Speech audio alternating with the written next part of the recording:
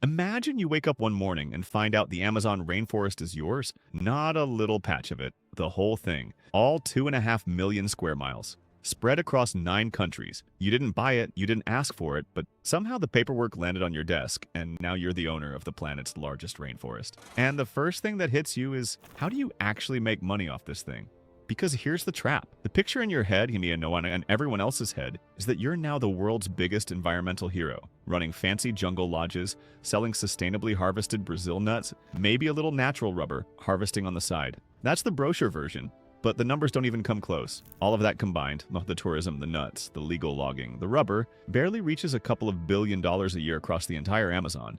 Spread across 9 countries, split among countless operators, your cut wouldn't fund a mid-sized airline. You're running the most famous landscape on Earth, and your legal business plan amounts to almost nothing. If you try to make money the way the world thinks you should, you go broke. Now, before you panic and hand the keys back, there is one legal income stream you've got. And it's strange, you get paid for doing absolutely nothing. Remember, this whole forest is yours now, and just leaving it alone turns out to be worth something. The world is terrified that you'll fire up a chainsaw, so a handful of rich countries actually pay you not to. Norway and Germany put most of the money into something called the Amazon Fund, and it funnels roughly $1 billion a year into conservation projects across the region. Translated, it means foreign donors hand you cash to leave your own land alone. It's a nice little drip, but keep the scale in mind. This is like inheriting a mansion and finding a $20 bill in the pocket of an old coat. A pleasant surprise, but it doesn't pay the mortgage. And here's the catch. The day you try to actually develop your land, maybe clear a bit of it for something productive, the payments stop. Your only reliable legal income is a handout that vanishes the moment you try to use what you own. So the question becomes, where's the real money? And this is where the whole picture flips. Because the biggest driver of deforestation in the Amazon is something else entirely, a land-grabbing scheme. And the cow is just the receipt. Here's how it works. Amazon soil, by the way, is notoriously terrible for farming. Thin, acidic, washes away after a few seasons. Nobody in their right mind would pick this spot to raise cattle if the cattle were the point. But they're not the point. The point is the title deed, the document that says you own the land. The playbook runs like this. You slash and burn a patch of forest, scatter some grass seed, run a herd of cattle over it just long enough to claim productive use, a season or two, maybe just a few months. Then you gather a few receipts from a slaughterhouse that doesn't ask questions, and you take that paperwork to the authorities. By claiming it's improved farmland, you now qualify for a formal land title. And that title is where the money lives. Virgin rainforest on paper is worth almost nothing. It's not officially owned by anyone. It's public. You can't sell it, you can't use it to get a loan. But a cleared plot with a legal title, that's suddenly a tradable asset. You can sell it to a soy farmer, use it to get a bank loan, because the title proves you own something valuable. Or just hold on to it while land prices on the edge of civilization keep climbing. That same dirt is worth several times more than it ever was standing as forest. The millions of acres burned every year, most of them aren't really about beef. They're about creating land titles out of nothing, and every cow is just a small part of the scheme to make the land look like a working farm.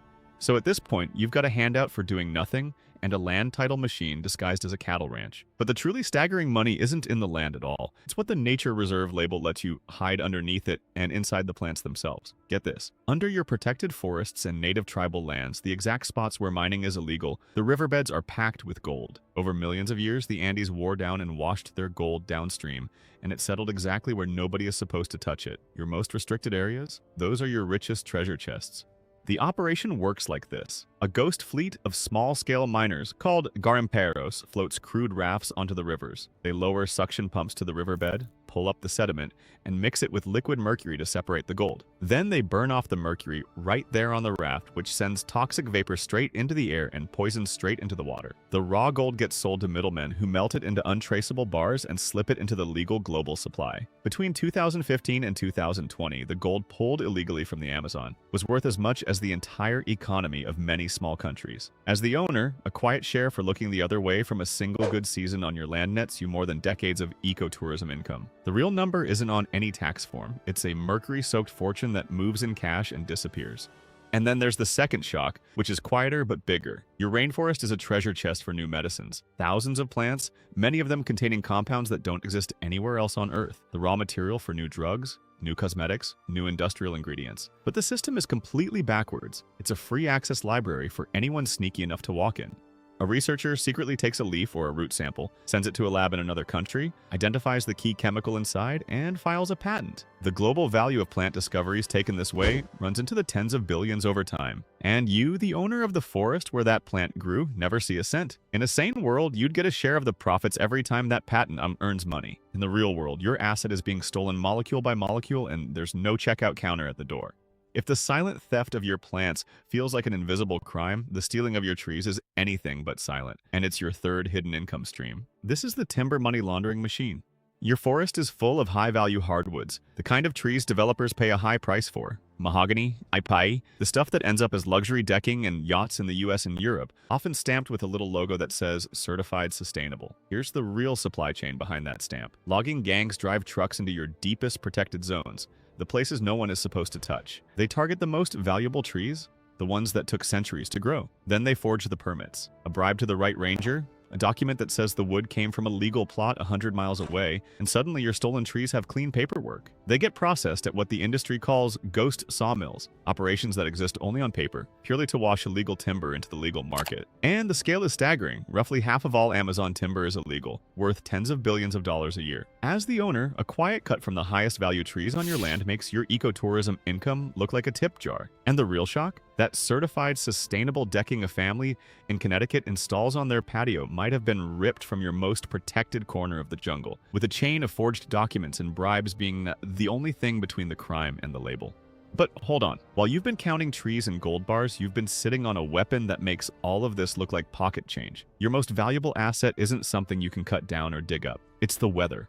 Every day, the Amazon exhales roughly 20 billion tons of water vapor into the atmosphere, more than the Amazon River itself dumps into the ocean. This moisture forms enormous air currents, often called flying rivers, that travel south across the continent. And where they go, they water the fields that feed a global economy. The soy plantations of Mato Grosso, the coffee belt, the hydroelectric dams, the ones that generate electricity from flowing water, that keep the lights on in Sao Paulo and Rio de Janeiro. Without your trees pumping that water into the sky, those regions turn into dry, dusty wastelands. Now, here's your real power move. Scientists have studied what happens if deforestation crosses a critical turning point, around 20 to 25% of the original forest. The flying rivers weaken, the rainfall drops sharply, the agricultural heartland faces severe, long-lasting droughts, crop yields collapse, reservoirs drain, electricity prices spike as hydropower fails. The estimated cost to Brazil's economy alone runs into the hundreds of billions over a decade. As the owner of the forest that controls that rain, you hold a switch. You don't need to actually cut down a single tree. You just need everyone to believe you're reckless enough to actually start cutting trees. Then you pick up the phone and call the government, the big soy exporters, the power companies, even the neighboring countries that depend on your clouds. And you offer them a simple deal. Pay you a regular rain maintenance fee to keep the forest standing, or watch their economies dry up. It's a protection scheme where the weapon is the weather itself. And the beauty? You're not asking for a handout like the Conservation Fund. You're billing them for a service. Water delivery. If they don't pay, you're not the one who suffers. They are. So now look at what you've actually got. Your nature reserve label is the perfect cover for a mercury-fueled gold rush on one side, a silent high-tech theft of your genetic code on another, a billion-dollar timber laundering scheme stripping your most valuable trees out the back, and a weather extortion plan that could hold an entire continent's food supply hostage. The four biggest sources of income are completely unofficial, not recorded anywhere. And this brings us to the uncomfortable math at the center of the whole thing. Stack the two columns. Column A, conservation handouts and ecotourism, measured in millions, all perfectly legal. Column B, the immediate returns from gold dredging, land speculation, timber poaching, quiet fees for looking the other way, and now your rain tax, all measured in the hundreds of billions. The carbon stored in your trees is worth trillions to the planet. Every climate model agrees on that, but no one on Earth will write you a check that matches what the shadow economy delivers. A working global carbon market, a system where you get paid for the carbon your trees keep out of the atmosphere, could make living trees more valuable than dead ones. But here's the ugly truth. That market doesn't exist yet, and until it does, the instruction manual for your asset says take everything. The more successfully you protect the rainforest's image as this pristine global treasure, the better the cover for the criminal machine that makes you rich. The economics point only to the chainsaw. You didn't really inherit a nature reserve. You inherited a bank vault, so vast and unguarded that the only logical move is to steal everything inside. The Amazon is the world's most important climate asset, but for whoever owns it, it's a demolition site where the bricks sell for more than the building. All right, since it's yours anyway, let's push it to the limit. Forget the golden and the cows for a minute. Think like a true monopoly holder on a warming planet. You could open a choose-your-own-crime adventure park. For $1 million a head, tourists spend the morning illegally dredging for gold, cut down an endangered hardwood after lunch, and file a patent on a plant they found before the catered dessert arrives. You could sell carbon credits, certificates that let companies claim they're offsetting their pollution, or a forest you're simultaneously setting on fire, making money twice while the smoke is still rising and the offset certificates are still printing. Or for the grand finale, host the world's first biopiracy global auction. An auction of stolen plant discoveries, a live-streamed gala where pharmaceutical companies openly bid on the rights to a leaf you plucked that morning. The final auction price including a little brass placard nailed to the tree that reads, "Patented for Beer 2027. Not bad for a plot of dirt you didn't plant a single seed on. Just try not to breathe the air on your way to the bank.